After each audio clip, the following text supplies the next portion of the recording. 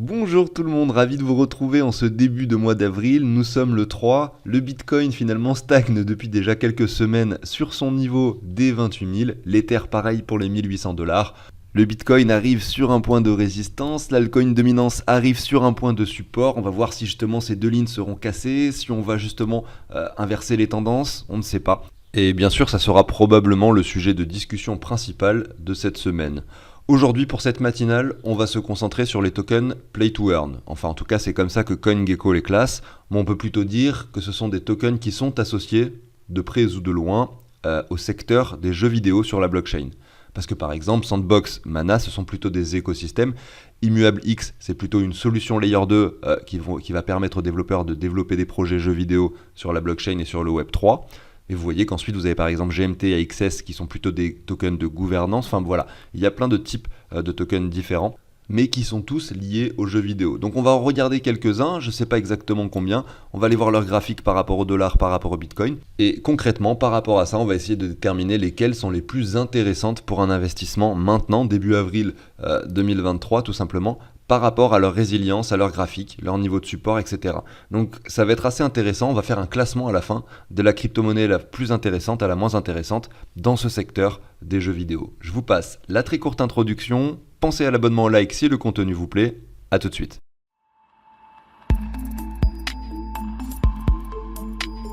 Allez, c'est parti. Pour débuter, je voulais vous faire remarquer une chose, c'est que la crypto-monnaie liée aux jeux vidéo la plus capitalisée, donc Sandbox, et elle est classée 47e. Ce qui veut dire que ça laisse quand même pas mal de marge pour ce secteur. De potentiel haussier, je veux dire. On a à peu près 4 crypto-monnaies qui concernent ce secteur qui sont capitalisées à hauteur de 1 milliard. Derrière, on passe à 300 millions. Donc c'est déjà beaucoup, mais c'est très loin de ce que l'on peut appeler une adoption massive. On peut, pourquoi pas, imaginer que dans quelques temps, lorsque les Layer 2 seront un peu plus développés et qu'on aura vraiment la possibilité de faire énormément de transactions par seconde pour des frais assez faibles, eh bien, que ce secteur puisse se développer très rapidement. C'est un peu le frein en ce qui concerne les jeux vidéo et la blockchain, c'est plus ou moins quand même les frais de transaction et la scalabilité. Et on sait très bien que sur un jeu vidéo, on peut, surtout sur le Web 3, il pourrait y avoir pour un seul utilisateur plusieurs transactions par minute en fonction de ce que vous faites dans le jeu. Et donc le fait de pouvoir augmenter la scalabilité des blockchains, effectivement les frais de transaction qui pourraient devenir extrêmement faibles, on va dire inférieurs à 1 centième de centime, à ce moment-là, on pourra, pourquoi pas, jouer sans problème sur la blockchain. Mais voilà, ça va se faire petit à petit, et ça sera pour moi une des prochaines révolutions. La question n'est pas de savoir aujourd'hui si les tokens auront un jour leur cycle haussier dans ce secteur des jeux vidéo, mais la question c'est plutôt quand est-ce que ça va se produire. Et bien sûr, j'ai pas la réponse, mais en tout cas, je spécule sur le fait que ça se produira probablement dans les 2, 3, 4 années à venir. Et c'est pour ça que je diversifie un peu mon portefeuille dans ce secteur. On va commencer avec Sandbox. Sandbox, c'est une crypto que j'avais obtenue sur un launchpad ou un launchpool de Binance donc en 2020. Si je ne dis pas de bêtises, c'était vraiment sur le lancement au prix de 1 centime, je pense que c'était ça. Si je ne dis pas de bêtises, je suis pas sûr à 100%. Et ensuite, le token est venu chercher les 8 $. Donc ça veut dire que grosso modo, à un moment donné, Binance m'a offert l'opportunité d'acheter 10 $ de Sand au prix de 1 centime. Donc j'avais 1000 Sand. Et ensuite, donc ça c'était c'était fin 2020, août 2020 grosso modo, et ensuite au mois de novembre 2021, donc un an plus tard, donc c'est quand même long un an, dans le secteur des cryptos c'est quand même un petit peu long, j'avais, regardez, 8000 $ de Sand. Et bon, j'ai pas revendu au meilleur moment évidemment, peut-être que j'en ai revendu un peu avant après, peut-être un peu après, mais c'est pour vous dire que j'ai été hyper gagnant sur ce projet sans avoir fait grand chose, c'est-à-dire que j'ai juste participé au launchpad de Binance, comme je le fais d'ailleurs pour chaque launchpad, même si Binance m'offre que l'opportunité que d'acheter 5 $ d'un projet, je le fais, parce que voilà, des fois ça se produit de cette façon. Et récemment sur Binance, il y a eu le launchpad de ID, du token ID, Space ID. Voilà, par exemple, j'avais pu investir 20 $, et puis aujourd'hui, j'en ai 150. Mais ça fait que 2 semaines. Peut-être que dans un an, ce token pourra avoir de très très belles performances, peut-être pas. Mais en tout cas, ça vaut le coup, puisque c'est finalement des tokens qui vous sont offerts. Vous ne pouvez pas être en négatif dessus, parce qu'ils vous les offrent à des prix extrêmement faibles, quoi qu'il arrive, lors de leur lancement. Et pour pouvoir y participer, il faut posséder des Binance Coin sur Binance, tout simplement. Et dès qu'il y a finalement le lancement d'un projet, c'est à peu près une fois par mois, eh bien il faut un peu suivre ça et vous avez un jour précis entre 7h et 10h où il faut que vous procédiez à l'achat tout simplement. Évidemment, je vous raconte tout ça simplement pour vous raconter mon histoire. C'est pas pour vous dire ouais super, je suis trop fort, j'ai gagné $8000 de Sand, surtout que c'est du hasard total pour le coup, puisque si j'avais su effectivement que ce token allait faire x800, j'aurais rajouté de l'argent. Hein. Vous imaginez bien que je me serais pas contenté de seulement $10.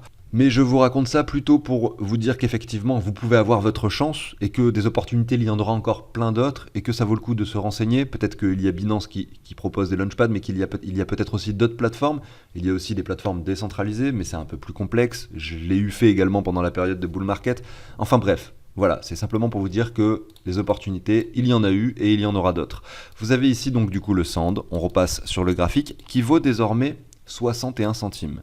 On a fait depuis finalement ce sommet des $8, quelque chose d'assez finalement négatif, avec une chute extrêmement violente, c'était clairement une euphorie spéculative ici, qui nous a ramené très très vite sur le prix des 88 centimes, pour ensuite finalement commencer à latéraliser lentement, avec finalement une chute qui est moins violente que la précédente, et là on semble peut-être soit changer la tendance, on ne sait pas trop encore ce qui va se passer, soit finalement faire un double bottom, soit la ralentir. Mais j'aurais tendance à croire que là, peut-être, le bottom ici de Sand aux 38 centimes, et peut-être le bottom définitif. Malgré tout, c'est encore trop tôt pour le dire, parce qu'on est toujours sur cette tendance baissière sur Sandbox, tout simplement. Donc on va le regarder par rapport au Bitcoin, et on voit qu'il est également sur une tendance baissière qui ne s'arrête pas. J'ai moins d'historique ici parce que là j'étais en quoi? En mai 2022, donc la chute avait déjà eu lieu ici. On a cette ligne de tendance que l'on peut imaginer également ralentir. La question c'est où est-ce que le cours pourrait s'arrêter par rapport au Bitcoin. C'est difficile de le dire, hein. On sait qu'on est sur un point de support sur l'altcoin dominance. Donc je pense qu'au vu de ce qu'on voit à l'écran, ça peut être intéressant de se mettre un palier maintenant après toutes ces bougies rouges que l'on observe à l'écran. Peut-être qu'on n'est vraiment pas loin du bottom, mais en même temps on fait un nouveau plus bas, donc ça reste quand même assez risqué comme palier d'investissement. On le sait, on préfère voir des choses qui sont plutôt en tendance haussière, vous voyez, et qui reviennent sur des points bas. On le verra peut-être sur les graphiques suivants, mais j'en doute quand même, j'en doute. On va regarder maintenant Mana. On fera un classement à la fin, voir Sandbox, où est-ce qu'on le situe. Mana ici, regardez, alors je le mets par rapport au dollar. Pour commencer, vous avez eu quelque chose d'assez similaire, avec un sommet ici en novembre 2021, aux alentours des 5,89$. Aujourd'hui, on revient quand même très très bas. En janvier 2023, c'est-à-dire assez récemment, nous étions sur les 29. On a eu cette poussée très encourageante, comme sur beaucoup de cryptos d'ailleurs, parce que le Bitcoin a performé ce début d'année, les altcoins aussi. On retrace légèrement, mais on voit qu'on résiste pas mal, on revient même pas dans la zone de rechargement encore. Zone qu'on aimerait privilégier, c'est celle-ci, entre les 49 et les 40 centimes, hein. Vous les voyez ici. Aujourd'hui, on est sur les 59, donc ça me semble un petit peu haut pour investir, d'autant plus qu'on a toujours cette tendance baissière et qu'on aimerait bien voir soit un W, soit quelque chose, si jamais on monte là très très fort, très très vite, quelque chose qui revient effectivement dans une zone de rechargement à l'avenir. Mais c'est pas le cas pour l'instant. On va regarder Mana par rapport au Bitcoin. Là par contre, on a quelque chose de très intéressant à l'écran, parce qu'on n'a pas de nouveau plus bas comme c'était le cas sur Sand, pour l'instant. Ça va peut-être arriver dans les semaines qui viennent, notamment si l'altcoin dominance décide d'aller casser ça. Excusez-moi pour... je me suis trompé d'indicateur, d'aller casser ce niveau par le bas. Là voilà, à ce moment-là, on aura forcément un Mana qui a priori retrouverait de nouveau plus bas. On a cette ligne de support derrière, si jamais on fait un nouveau plus bas. On a celle-ci également, vous voyez. Après, on peut se mettre des lignes de support comme ça pour voir jusqu'où est-ce qu'on pourrait descendre. Mais en attendant, c'est clair et net qu'un palier d'investissement dès aujourd'hui sur Mana, avec du Bitcoin en tout cas, est plus qu'intéressant. Parce qu'on est sur les 78,6 et que effectivement, on peut imaginer ce W. Malgré tout, attention, c'est pas comme toutes les cryptos, mais c'est comme, on va dire, 80% des crypto-monnaies. On est toujours en tendance baissière, même par rapport au Bitcoin. Donc on n'a pas encore suffisamment d'historique de latéralisation pour imaginer vraiment un bull run sur ce genre de token. Donc c'est pour ça que quand je vous disais tout à l'heure que la question est de savoir quand est-ce que ces tokens vont performer, effectivement, je suis convaincu de ça, mais je pense que ça sera peut-être pas en 2023, tout simplement avec ce que l'on voit sur les graphiques. On va regarder IMX, qui est un token plus récent, je pense, en termes d'historique, puisque là, on était en décembre 2021, on a cette chute en 2022 qui s'opère évidemment, là, on était au mois de novembre, décembre. Donc, par rapport au dollar, on est toujours en tendance baissière, on voit qu'elle ralentit, cette tendance baissière, et que ce début d'année a été extrêmement bullish pour ce token, et donc 230% x 3,3, et qu'aujourd'hui, malheureusement, eh bien on est encore un peu haut sur le prix. En tout cas, avec du dollar, on voit que un achat serait peut-être un peu trop précoce. Les 1,04$, sachant que vous avez les 85 aux 65 centimes qui nous appellent un petit peu plus bas. On va voir maintenant son graphique par rapport au Bitcoin. Donc là, c'est assez intéressant de voir que là, on peut estimer qu'on a une sorte de range qui s'opère depuis le mois de février 2022. Donc ça, c'est très cool. Même si on a ce range qui est légèrement en tendance baissière, on pourrait imaginer, alors cette fois-ci on va le mettre, bon je vais le faire après, par exemple cette ligne médiane qui se situerait par ici, je le fais de façon un peu approximative, hein, mais c'est pour vous montrer que là, on est plutôt sur la ligne médiane. On aimerait bien rejoindre vraiment cette zone-là pour imaginer un investissement, évidemment c'est logique. On rebondit en haut pour aller chercher le bas, on rebondit en bas pour aller chercher le haut. Nous on cherche un achat plutôt en bas, voilà, on essaye d'acheter le bas pour revendre le haut. Donc IMX aujourd'hui, même avec du Bitcoin, ça semble un peu trop précoce, mais le graphique long terme est vraiment très joli. Donc je suis très satisfait quand même et ça mériterait de le surveiller un peu plus régulièrement, mais on le passera de toute façon. Peut-être pas chaque semaine, mais en tout cas sur les matinales qui concerneront les Play to Earn, je le passerai forcément a priori, pour voir comment est-ce que ça se passera. On va voir maintenant AXS. AXS par rapport au dollar, on est sur les 8,24$. On est en tendance baissière, alors là, bon, c'est un projet qui concerne les jeux vidéo, un des tout premiers jeux vidéo d'ailleurs sur la blockchain, peut-être pas le premier, mais en tout cas un des tout premiers, bien avant finalement le bull run de 2020, je pense que c'était l'été 2020, mais je suis pas sûr. J'avais acheté 2-3 Axie au prix de entre 5 et 15$, donc je l'avais acheté sur le réseau d'Ether à l'époque, et effectivement en plein bull run, les Axie, donc ce sont les personnages que l'on utilise dans ce jeu vidéo, sont passés à 300 ou 400$, si je ne dis pas de bêtises. Je les ai pas forcément revendus, mais voilà, c'est pour vous dire qu'en essayant de toucher un peu à tout, j'ai vu que ce jeu existait, c'était un des premiers, j'avais envie de m'y intéresser, j'ai acheté des Axie, derrière ils ont pris de la valeur, je les ai pas revendus au sommet, mais je les ai revendus déjà quand même plus cher que ce que je les ai achetés. Donc des fois ça vaut le coup d'aller s'intéresser à 2-3 projets. Évidemment je regrette un peu de ne pas avoir poussé le sujet un peu plus loin sur ce jeu, parce que je vois que j'aurais pu faire beaucoup plus de rentabilité en m'intéressant un peu plus. Mais le jeu, je vais être honnête avec vous, ne me passionnait pas. Donc c'est aussi la raison pour laquelle j'ai pas poussé moi personnellement le sujet plus loin. Donc là le prix par rapport au dollar, on voit qu'on a la tendance baissière qui est toujours présente. Donc effectivement elle ralentit par rapport à ce que l'on a eu au préalable. Quand même c'est un token qui a touché, regardez je vous montre ici, alors on va peut-être pas prendre en compte cette mèche qui semble vraiment disproportionnée. On a quand même touché les 160$, là on est sur les 8, donc la chute est extrêmement importante, l'euphorie était extrêmement importante, et aujourd'hui donc on est soit en train de commencer une latéralisation, bon c'est comme les autres projets, soit effectivement peut-être en train de, pourquoi pas, ralentir la chute, c'est-à-dire peut-être qu'on va faire un nouveau plus bas, mais qu'on aura effectivement une tendance baissière qui ralentit avec le temps. On va aller voir son prix par rapport au Bitcoin. Donc pour résumer, par rapport au dollar, ça vaut le coup, je pense, un palier maintenant, puisque par rapport au dollar, on est revenu dans la zone de rechargement, on y est actuellement, entre les 9,19 et les 7,87. Maintenant, AXS par rapport au dollar, là c'est beaucoup moins intéressant. En tout cas, ça semble beaucoup moins intéressant. On a l'impression que cette chute, qui finalement on pouvait l'imaginer être en train de ralentir, ne faiblit pas, puisqu'on vient chercher de nouveau le point bas, vous voyez. On aurait pu imaginer quelque chose comme ça, mais ça n'est pas le cas ici. Donc on est sur un point de support quand même, il faut le dire, puisqu'on revient sur cette ligne de tendance. Mais après, est-ce que c'est le bottom ? Non, il y a probablement... Enfin, il y a une chance assez forte quand même pour que le bottom ne soit pas ici, puisqu'on est en train d'en faire un nouveau. On est toujours dans cette tendance baissière qui nous dit que derrière, on ne va pas venir chercher ce niveau-ci qui se trouve. Allez, voilà, admettons que dans 2-3 semaines, dans 2-3 mois, on revienne par là. On pourrait très bien aller chercher, regardez, un moins 60% sans problème. Voilà, ça peut vite faire une chute importante en fait. Lorsqu'on fait des nouveaux plus bas comme ça, c'est compliqué. Donc malheureusement, à cause de ce graphique par rapport au Bitcoin, le graphique par rapport au dollar, pour moi, il devient caduque. Et un investissement aujourd'hui, même si c'est une zone de rechargement, me semble pas forcément hyper pertinent. Je vais continuer. Alors, je voulais passer WMX peut-être. Alors, j'en suis à combien là ? J'en ai fait 1, 2, 3, 4. Je vais vous en faire 6. Et je vais commencer le classement par la suite. On va regarder, allez, on va faire Gala. J'en sais rien en fait. J'aimerais bien savoir quels sont les cryptos qui vous intéressent le plus dans cette liste. Mais malheureusement, j'ai pas la réponse. Allez, on va faire Illuvium, je pense, et Gala. Voilà. Peut-être que je me trompe sur la popularité du moment, la trend du moment sur les cryptos, mais c'est pas grave. On commence avec Gala.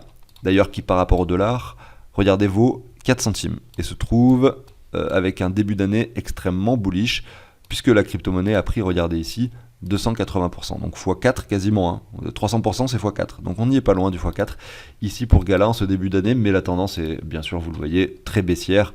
Donc est-ce qu'on va faire un nouveau plus bas ? Ça, on n'en sait rien. On n'en sait rien du tout. Et ici, regardez, on est venu chercher les 61,8 et on rebondit un peu à la hausse dessus.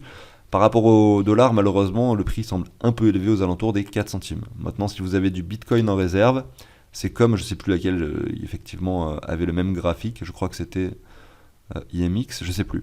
En tout cas, là, on revient dans la zone de rechargement, je pense, par rapport au Bitcoin. Et clairement, ça semble hyper intéressant, un achat de gala, ici, avec du Bitcoin. On est sur les 78,6, donc très très cool pour ça. Je valide ce graphique, même si...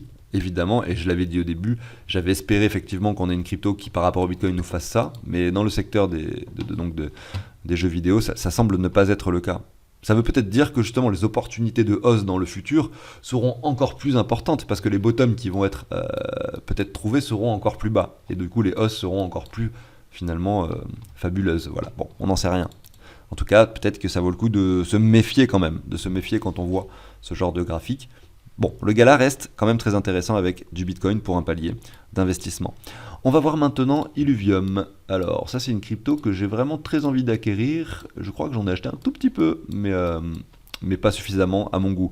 Il va falloir que j'en achète plus, et c'est un jeu que j'ai vraiment envie de tester également d'ailleurs, en l'occurrence quand les versions seront accessibles au public sans qu'on ait besoin de faire une demande, et que ce soit vraiment disponible pour tout le monde. Bon, là on est dans la zone de rechargement par rapport au dollar, entre les 64 et les 52.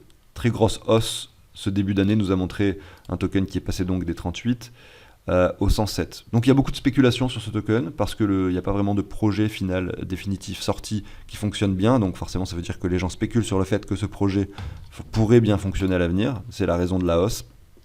Donc combien, je sais pas, je ne l'ai pas vu, ouais, 186, donc quasiment x3. On retourne dans une zone de rechargement. Et par rapport au Bitcoin, vous voyez, c'est pas très joli, on fait encore un nouveau plus bas, donc ça ressemble un peu à XS, c'est-à-dire que là on est sur un point de support, mais on ne sait pas finalement si c'est le bottom, et on peut supposer que ça ne l'est pas en fait. On n'a pas l'historique suffisant pour voir où est-ce qu'était le prix sur ses débuts, enfin je crois qu'on pourra trouver l'information sur CoinGecko en effet. Alors le sommet, non mais c'est hallucinant ça. Ce token a atteint un prix des 1844 $. Mais je me demande qui a été assez fou pour acheter de cette crypto sur ce prix-là. C'est vraiment de l'euphorie extrême là quand même. Hein. C'est quand même de l'euphorie extrême. Bref, avant le bull run, il était sur les 30. Aujourd'hui, on est sur les 60. Et c'est assez caractéristique. Regardez, d'ailleurs, on a dû toucher les 35. Vous voyez, on est revenu sur les mêmes prix qu'avant bull run. Et ça, c'est assez caractéristique d'un projet qui a des ambitions extraordinaires, qui attire énormément de monde, peut-être avec du marketing, qui du coup a un token qui explose dû au fait qu'il y a de la spéculation excessive, mais qui derrière chute finalement autant pour revenir à ses niveaux précédents, parce qu'aucun produit n'est sorti, aucun jeu n'est sorti, l'utilité du token n'est pas encore présente. C'est pas négatif d'ailleurs, hein. Peut-être que plus tard ça le sera et que ça va être extraordinaire, mais du coup le fait que ce soit pas encore sorti, généralement implique que l'on ait une chute aussi importante que la hausse précédente. Vous voyez, on monte très très très très haut pour revenir très très bas au même niveau qu'avant. Donc ça veut dire qu'en fait, tout ça n'a servi à rien, mis à part à faire profiter effectivement toutes les personnes qui avaient investi sur les tout débuts, a priori des gros portefeuilles, des fonds d'investissement qui croyaient au projet, et à faire perdre de l'argent tous les petits particuliers qui sont allés investir finalement au mauvais moment, et diviser par 10 leur portefeuille, notamment tous ceux qui ont investi entre le 15 août 2021, regardez ici, et grosso modo le 2 mai 2022. Donc tout cela, ils ont vu leurs investissements divisés par 10 à peu près, enfin au minimum en fait, 10 ou plus. Donc c'est assez intéressant de voir ça. Effectivement, on peut imaginer que quelques particuliers ont pu profiter de cette hausse, etc. et que quelques gros portefeuilles aient pu également ne pas revendre le sommet. Tout est imaginable. Effectivement, en fonction de comment est-ce que les projets sont lancés, par exemple celui-là, moi je n'en ai pas entendu parler lors de son lancement. Effectivement, je n'ai pas du tout acheté ça lorsque j'ai vu l'euphorie qu'il y avait. Mais des fois, vous avez des projets où vous pouvez aussi également profiter des hausses, hein, comme Sand, puisque ça a été offert par Binance, notamment avec le Launchpad. Donc ça dépend vraiment des projets, ça dépend aussi de votre façon de faire. C'est-à-dire que la façon de hold, effectivement, quelqu'un qui va avoir un x10 sur un token ou un x100 va peut-être avoir tendance à revendre, alors que des fois, regardez, par exemple, vous pouvez avoir jusqu'à des fois 800. Donc c'est très difficile de revendre les sommets, d'acheter les bottoms, etc. Je vais enchaîner maintenant avec le classement. Le classement des 6 cryptos que nous avons passés aujourd'hui. Je commence avec le numéro 6. Il s'agit de AXS, donc Axie Infinity, le token de gouvernance. Effectivement, on fait un nouveau plus bas assez profond par rapport au Bitcoin, qui nous fait que effectivement, nous sommes toujours sur cette ligne de tendance. Il n'y a vraiment aucune aucun signe de résilience, de reprise ou de tendance qui ralentit ici. Et en plus de ça, regardez, on n'a pas de point de support précis aujourd'hui. Si on prend vraiment le graphique long terme ici, sur l'historique, c'était un niveau que nous avions cassé comme dans du beurre. Donc malheureusement, je ne peux pas la mettre mieux que 6ème pour AXS. On va voir maintenant la numéro 5. Il s'agit de Illuvium qui du coup est toujours en tendance baissière. On voit que c'est un peu moins violent que AXS, qu'on ne revient pas sur cette ligne de support, mais qu'on y reste pas très loin et qu'effectivement aujourd'hui on est toujours, même si ça, le graphique est quand même plus joli que AXS, on est toujours sur une tendance baissière sur Illuvium par rapport au Bitcoin. Je continue avec Sandbox. Alors là j'ai fait un petit calcul pour retrouver Sandbox par rapport au Bitcoin avec plus d'historique finalement, parce que j'avais pas assez d'historique, et je me suis rendu compte qu'il y avait une ligne de support très pertinente en ce moment même, puisque nous revenons regarder sur ces deux clôtures. Donc je suis obligé de la placer 4ème parce qu'on est toujours en tendance baissière ici, que voilà, on est sur un nouveau plus bas, donc ça sent mauvais, mais le fait qu'on soit sur cette ligne de support très pertinente m'incite à penser que quand même un palier dès maintenant pourrait être vraiment un joli coup à jouer si jamais on devait résister ici à cette approche de ce support. Donc voilà, assez encourageant tout de même pour Sandbox. En 3ème position, je mets IMX, qui concrètement, effectivement, si on avait eu par exemple quelques pourcents inférieurs, c'est-à-dire si IMX se trouvait aujourd'hui à 25% inférieur donc du prix actuel aux alentours des 80, bon là je suis plus en dollars, mais aux alentours ici des 3200 Satoshi, un petit peu plus bas, donc eh bien je l'aurais mis en première position. Sauf que là effectivement, on est un petit peu, on avait vu tout à l'heure le range que j'avais positionné avec la zone médiane, on est au-dessus de la zone médiane, donc malheureusement je le classe 3ème parce qu'il a un très joli graphique, mais ça mérite un peu plus de patience, on continuera à le regarder au fur et à mesure des semaines. En numéro 2, je mets Gala, j'aurais pu mettre également Gala en numéro 1, parce qu'en fait il a un graphique parfaitement similaire à celui de Mana, qui du coup j'ai mis en numéro 1. Mais concrètement c'est simple, pour ces deux graphiques là, vous avez un retour en zone de rechargement ici, par rapport au Bitcoin. Et si vous les regardez par rapport au dollar, on est un peu élevé. Mais effectivement, si vous voulez les acheter avec du Bitcoin, effectivement, ce sont des très très bons niveaux en ce moment pour investir un palier, pour mettre un palier d'achat sur Mana et sur Gala. Même si on le sait, on aurait aimé voir des graphiques comme IMX en fait, qui sont plus résilients. Mais malheureusement, c'est pas le cas pour ces deux cryptos. Ça n'est pas le cas. On espère que ça le sera plus tard. Mais c'est vrai que du coup, le thème du jour, c'est un investissement là, début avril. Moi, les deux crypto-monnaies, là, sur les 6 que j'ai passés, effectivement, les deux crypto-monnaies où j'aurais plus tendance à aller mettre un investissement, ce sont ces deux-là. Parce qu'avec du Bitcoin, on est sur des points très intéressants. Voilà, j'arrive sur la fin de cette émission. J'espère que ça vous a plu. Si c'est le cas, pensez à vous abonner, pensez à liker. Moi, je vous retrouve du coup probablement tout à l'heure pour une autre émission. Demain pour une autre matinale où on verra un autre secteur, non pas les jeux vidéo, mais encore un autre secteur. Et puis on reparlera de ces tokens, on les re-regardera de nouveau la semaine prochaine, peut-être la semaine suivante. Et en fait, au quotidien, on va essayer de voir où est-ce que ça en est. Et j'espère voir IMX retracer un peu plus pour pouvoir vous dire, voilà, là c'est un super point, effectivement, pour investir. Pour l'instant, on est encore un peu élevé. Voilà, excellente journée à tous, à tout à l'heure probablement. Ciao tout le monde.